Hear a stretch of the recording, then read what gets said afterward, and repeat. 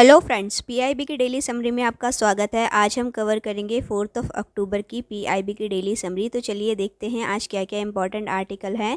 आज का सबसे पहला जो आर्टिकल है वो है मिनिस्ट्री ऑफ सिविल एविएशन का। क्या है पूरा आर्टिकल वो हम देखेंगे। Minister of civil aviation Shri Jyotiraditya Scindia inaugurate direct flight between Kolhapur and Mumbai. Kolhapur और मुंबई के बीच में डायरेक्ट फ्लाइट को स्टार्ट किया गया है। तो ये किस स्कीम के अंतर्गत इसे लॉन्च किया गया है? उड़ान, जैसे कि हमने बहुत पहले से इस स्कीम के बारे में सुनते आ रहे हैं। तो उसी स्कीम के अंतर्गत ये फ़्लाइट को चालू किया गया है, ठीक है। इसलिए थोड़ा सा उड़ान के बारे में हम जानेंगे। 433 new routes have been launched and more than 1 crore passenger travelled under Udan scheme till now. अब तक यहाँ पर इतने लोगों को सुविधा उड़ान स्कीम की मिल चुकी है। This flight has been launched under the ambitious RCS उड़ान scheme of the Ministry of Civil Aviation। कौन से मिनिस्ट्री के अंतर्गत? Civil aviation. To provide air connectivity to tier 2 and tier 3 cities and affordable air travel for all. Particular tier 2 और tier 3 cities के लिए ये scheme है, ठीक है। अब जैसे कि हमने देखा कि नई फ़्लाइट्स आई हैं, यानी कि स्कीम न्यूज़ में आ गई है और करंट अफेयर में आते ही ये इंपॉर्टेंट हो जाती है, इसीलिए इसके बारे में हम थोड़ा और जानेंगे नो मोर कॉन्सेप्ट के थ्रू। सबसे पहले कि ये उड़ान स्कीम को कब लॉन्च किया गया था? तो ये 2016 में लॉन्च हुई थी। इसकी नोडल एजेंसी कौन सी है? Ministry of civil aviation. Udan, इसका पूरा नाम क्या है? उड़े देश का आम नागरिक। इसके बारे में इसका दूसरा जो नाम है वो RCS से भी आप इसे जान सकते हैं, रीजनल कनेक्टिविटी स्कीम। इसका ऑब्जेक्टिव क्या था? To provide affordable, economical, viable and profitable air travel on regional routes to the common man even in small town. सभी लोगों के लिए अफोर्डेबल यहाँ पर एयर ट्रेवल प्रोवाइड कराना, ओके। टारगेट इसका जो है 220 destinations, airport, heliport, water, aerodromes under Udan are targeted to be completed by 2026 with 1000 routes to provide air connectivity to unconnected destinations। जहाँ पर भी अभी अनकनेक्टेड है उन सभी को कनेक्ट करना है। जैसे कि अभी हमने देखा था जो अभी यहाँ पर उन्होंने पूरा किया है 433, ठीक है। इसको उन्होंने 1000 तक का टारगेट यहाँ पर बनाया है और 220 डेस्टिनेशंस को यहाँ पर शामिल करना है।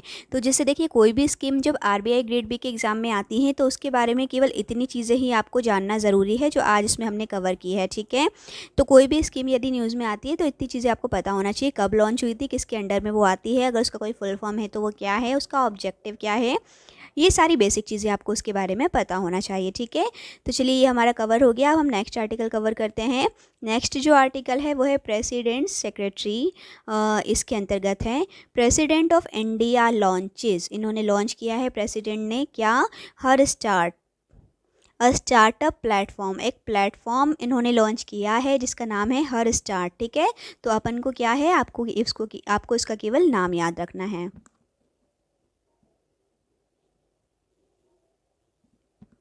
नेक्स्ट जो आर्टिकल है वो है प्रेसिडेंट सेक्रेटरी का। तो क्या है ये आर्टिकल? प्रेसिडेंट ने लॉन्च किया है, क्या लॉन्च किया है? एक प्लेटफॉर्म लॉन्च किया है जिसका नाम है हर स्टार्ट। तो आपको केवल इसका नाम याद रखना है, जो कि ऑब्जेक्टिव क्वेश्चन में आ सकता है कि रिसेंटली एक प्लेटफॉर्म यहाँ पर प्रेसिडेंट के द्वारा लॉन्च किया गया है वुमेन एंटरप्रेन्योर के लिए। तो उसका नाम क्या है? उसका नाम है हर स्टार्ट, ठीक है।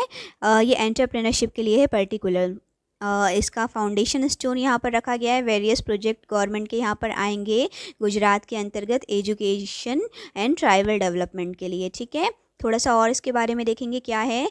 There are more than 450 startup working in the campus of Gujarat university.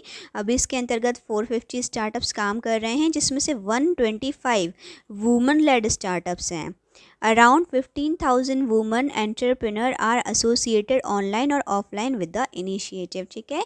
तो ये पर्टिकुलर वुमेन एंटरप्रेन्योर्स को ध्यान में रखते हुए स्टार्ट किया गया है। तो ऐसे इनिशिएटिव्स एग्ज़ाम में बहुत ज़्यादा आते हैं। 1 मार्कर क्वेश्चन का ये पूरा चांस है कि इसमें से आ सकता है, ठीक है। तो आप उसका नाम याद रखिएगा।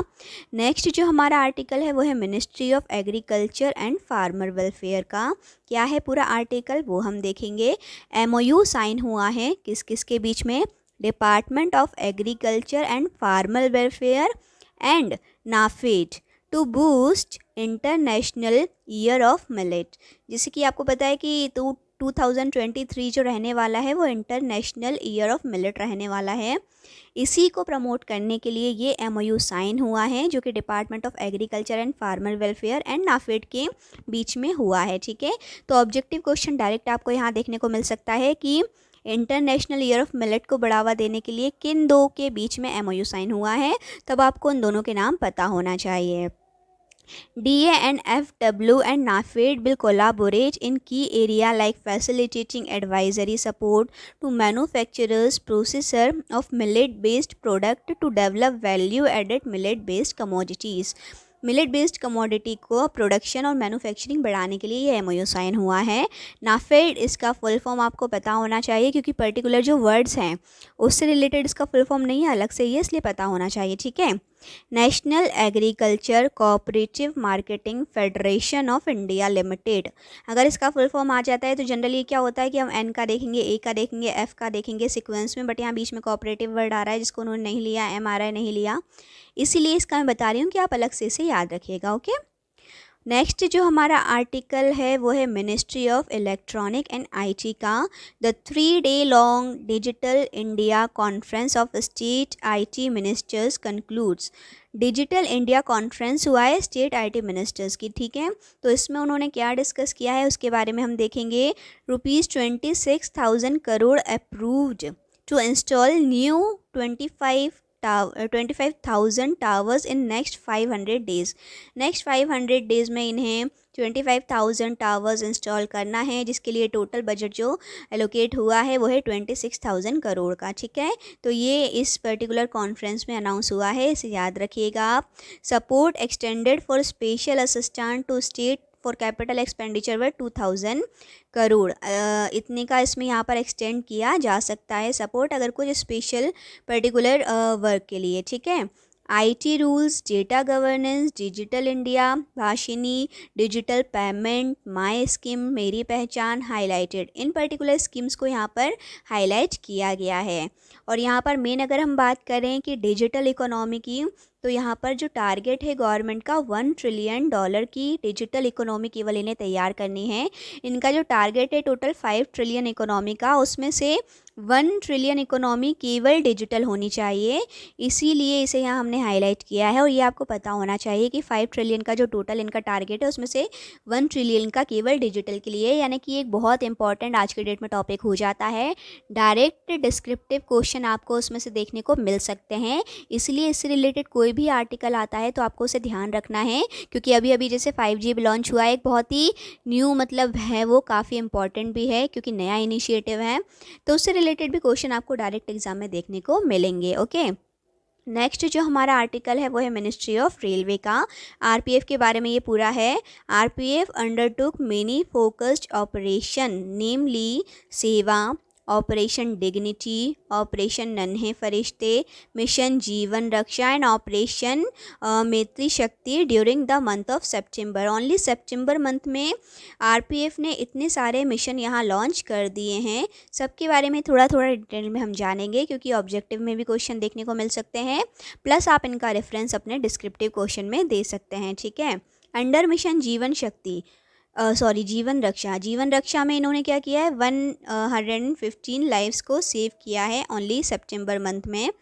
Under operation Maitri Shakti assistance provided to 32 pregnant woman passenger across the nation. पूरे नेशन में 32 प्रेग्नेंट वुमेंस को उन्होंने यहाँ पर सपोर्ट किया है उस की पर्टिकुलर ऑपरेशन के अंतर्गत। बाकी RPF is committed to provide security with compensation to 23 million passenger travel by railway every day. RPF personnel assist the elderly citizens, women, physically disabled and provided amenities like wheelchair, stretchers, medical help, ambulance, infant food, etc. under Operation Seva। Seva operation के अंतर्गत ये इतनी चीज़ें यहाँ provide की जाएंगी। Approximately 9,000 such passengers in need to help were assisted during their train journey. Okay, Seva के अंतर्गत 9,000 पीपल्स को यहाँ पर हेल्प किया जा चुका है। RPF has also played an important role in rescuing person lost और having run away from their homes under code name operation dignity. Dignity के अंतर्गत जिन्होंने अपनी फैमिली को खो दिया है, उनसे दूर हो गए हैं, उनके लिए ये ऑपरेशन चलाया जा रहा है, जिसमें अब तक वो 427 एडल्ट, जिसमें 223 मेन एंड 204 वुमेंस रही हैं, उन्हें सितंबर मंथ में ओनली इन्होंने हेल्प किया है। ओके, तो काफ़ी अच्छी चीज़ें हैं ये इसके बारे में, जिससे आप डिस्क्रिप्टिव में बता सकते हो। RPF personnel under the code name Operation नन्हे फरिश्ते undertake the noble cause of identifying and rescuing children lost, runaway, separated from their family due to various reasons and in need of care protection. During the month of September only 1,119 children were rescued. नन्हे फरिश्ते के अंतर्गत 1,119 children's को rescue किया गया है। Okay, तो ये डायरेक्ट क्वेश्चन आपको देखने को मिल सकता है। नेक्स्ट है RPF has been doing its beat to fulfil its social commitment as citizens in uniform. It will continue to act with empathy in our endeavour to provide security with compensation to 23 million passenger travelling by railway every day. तो last में बस इन्होंने इतना कहा है कि RPF सारी तरीके से उनकी मदद करने की कोशिश कर रहा है। 23 मिलियंस पैसेंजर्स जैसे कि ट्रेवल करते हैं, तो उन सभी को हेल्प की ज़रूरत होती है। अलग तरीके के ऑपरेशंस चला के RPF पूरी मदद कर रहा है सभी लोगों की, चाहे वो बच्चे हों, चाहे वो यंग जनरेशन हो, चाहे वो एल्डर पीपल्स हो। ओके, तो ये सारी चीज़ें उन्होंने इस आर्टिकल में बताने की कोशिश की है। तो यही हमारा आज का लास्ट आर्टिकल था। कई ऐसे हैं जो इंपॉर्टेंट है, जिसमें गवर्नमेंट स्कीम आती है, कोई रिपोर्ट आती है, तो वो आपके लिए इंपॉर्टेंट हो जाती है। बाकी अदर क्वेश्चन आपको ऑब्जेक्टिव में और कुछ आपको डिस्क्रिप्टिव में रेफरेंस देके आपके लिए काम आएंगे। ओके, वीडियो पसंद आया हो तो वीडियो को लाइक, चैनल को सब्सक्राइब करना बिल्कुल भी मत भूलिएगा। और PIB क्योंकि आपके आने वाले सभी एग्ज़ाम के लिए मोस्ट इम्पॉर्टेंट है, इसीलिए इसके वीडियोज़ को मिस मत कीजिएगा। इसे अपनी प्रैक्टिस में लाने की कोशिश कीजिए ताकि आप एग्ज़ाम में अच्छा परफॉर्म कर सके। एक ऑथेंटिक डेटा जब आप अपने एग्ज़ाम में रेफरेंस में देंगे तो आपको अच्छे से अच्छे मार्क्स वहाँ मिल पाएंगे। ठीक है, इसलिए आप जो भी एग्ज़ाम दे रहे हो, चाहे वो RBI हो, चाहे UPSC हो, चाहे बैंक का कोई एग्ज़ाम हो, या फिर SSC IBPS वगैरह का, इन सभी में आपके लिए PIB बहुत ज़्यादा इंपॉर्टेंट है। ओके, कोई भी सजेशन आपकी तरफ से हो तो आप हमें कमेंट सेक्शन में बता सकते हैं। Thank you for watching my video.